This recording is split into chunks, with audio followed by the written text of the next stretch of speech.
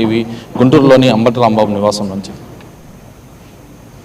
దేశం కోసం వీరోచిత పోరాటం చేసిన యోధుడు ఛత్రపతి శివాజీ మహారాజ్ అని మాజీ మంత్రి సనత్ నగర్ ఎమ్మెల్యే తలసాని శ్రీనివాస్ యాదవ్ గుర్తు చేశారు.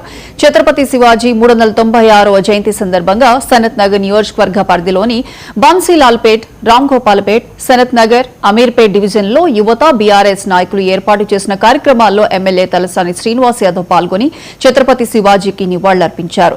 నేటి యువత ఛత్రపతి శివాజీ ధైర్య సాహసాలు, దేశభక్తిని స్ఫూర్తిగా అలవర్చుకోవాలని తలసాని సూచన చేశారు.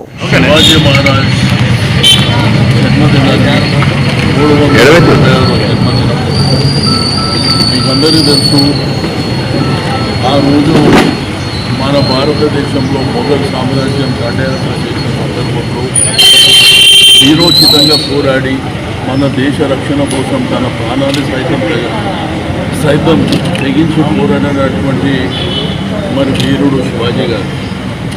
మరి శివాజీ గారిని వారి యొక్క పుట్టినరోజు ఫస్ట్ టైం మహాత్మా జ్యోతిరావు ఫులే గారు మరి పూణేలో ప్రారంభించి ఈరోజు 396 సంవత్సరాలు అవుతుంది. అంటే దేశం కోసం వీరోచితంగా పోరాడినటువంటి మరి శివాజీ గారు, వారి యొక్క ఆదర్శాలు ఇప్పటి యంగ్స్టర్స్కు మరి ఉండవలసినటువంటి అవసరం ఉన్నది.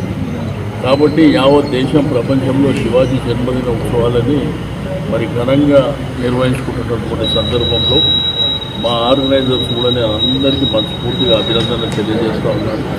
ఎందుకంటే చరిత్రలో ఉన్నటువంటి వ్యక్తులను మనం గుర్తుపెట్టుకోవాలి. ఆ గుర్తుపెట్టుకోవాలంటే వారి పుట్టినరోజు